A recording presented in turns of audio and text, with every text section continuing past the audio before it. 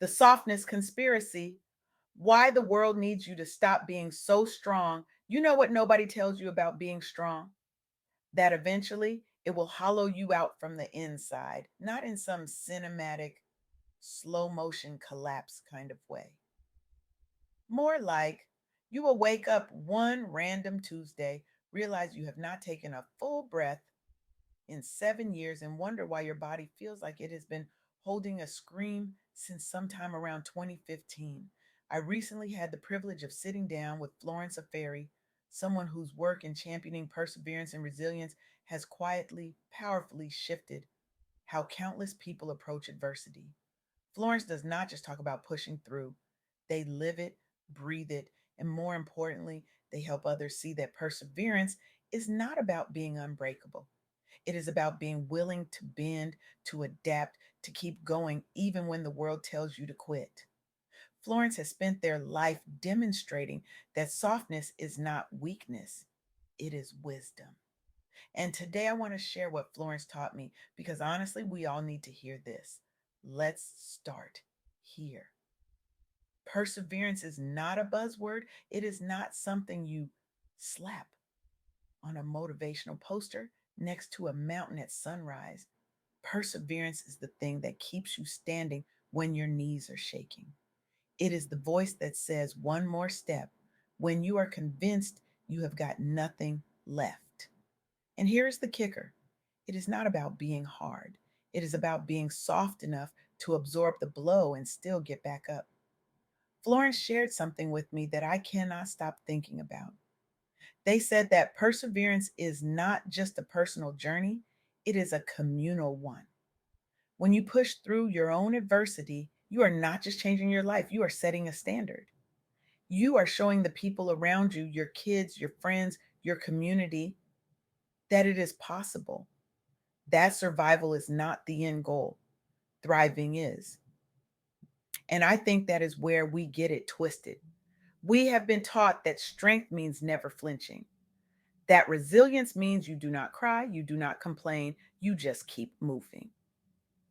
But Florence reminded me of something crucial. Overcoming obstacles is part of the path, not a detour, not a failure. The path. Let me tell you about someone who understood this better than most. Florence Nightingale. Yes, that Florence, the one with the lamp. But here is what they do not teach you in history class.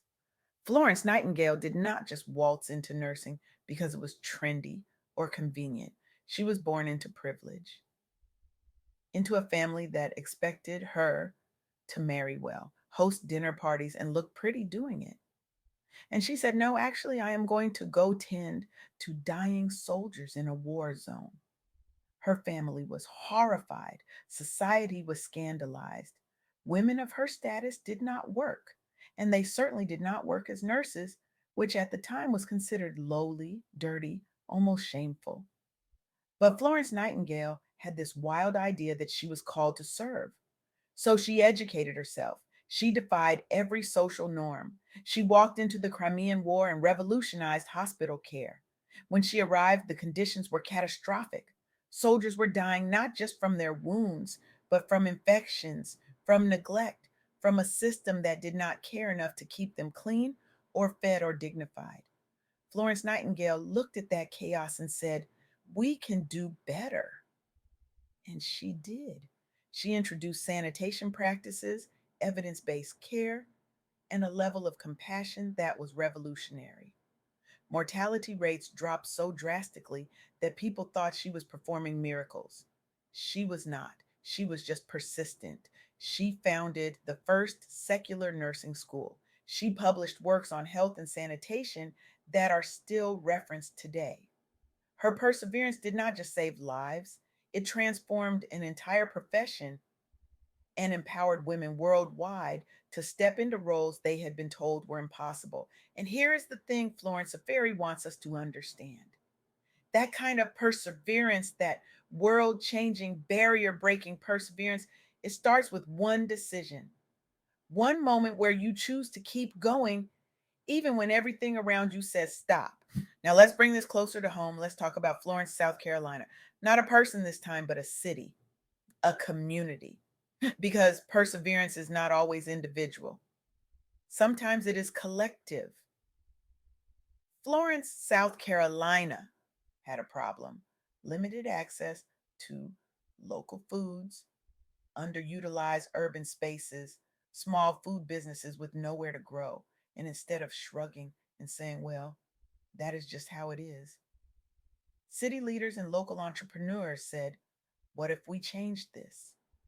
They took a former railway warehouse, a space that had been sitting there gathering dust and ghosts, and they transformed it into the city center market, a year round farmers market, a commercial kitchen, a business incubator, a thriving community hub where local food producers could actually build something.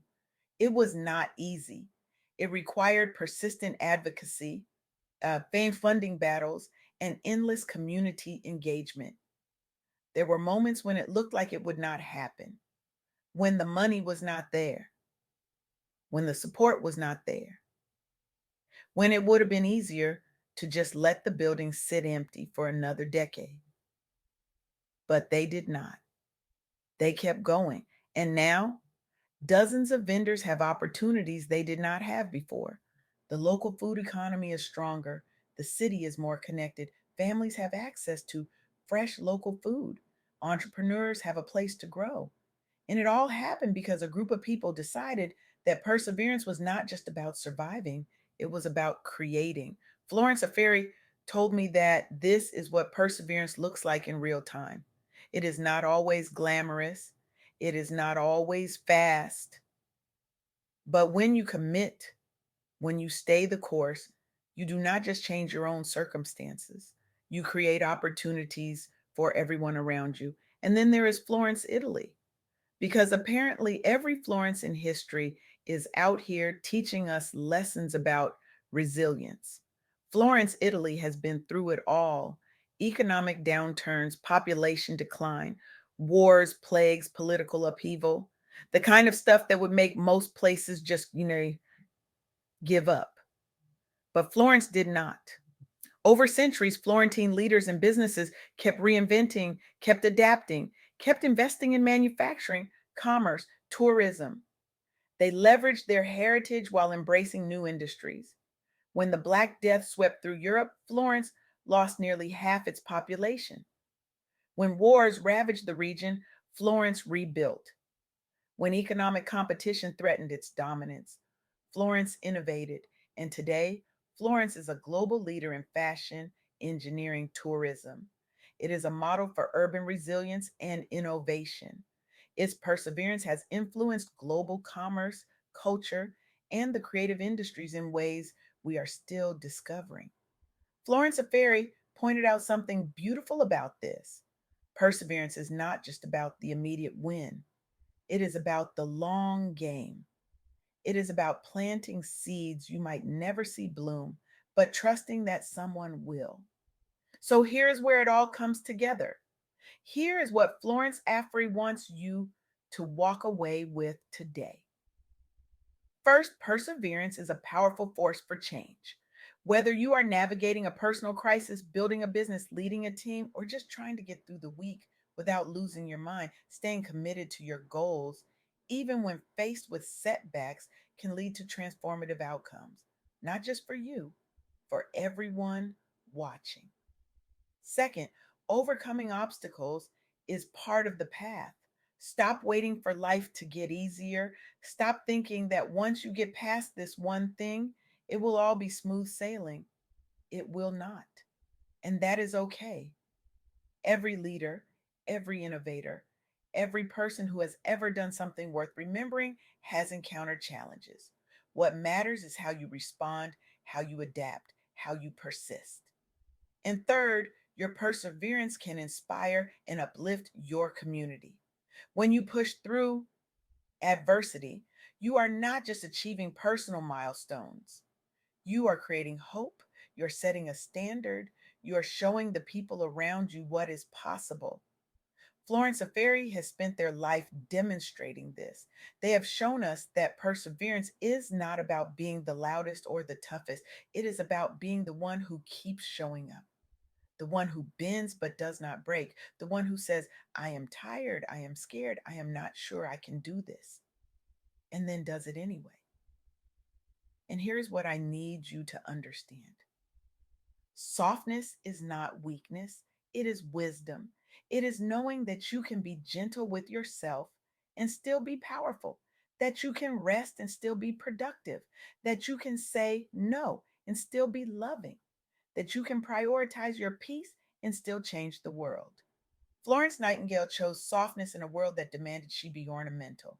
Florence, South Carolina, chose softness in a system that said small businesses do not matter.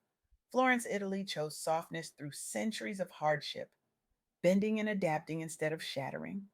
And Florence Aferi is choosing softness every single day, teaching us that perseverance and peace can coexist, that you can be both strong and soft, that you can honor your journey without apologizing for your pace.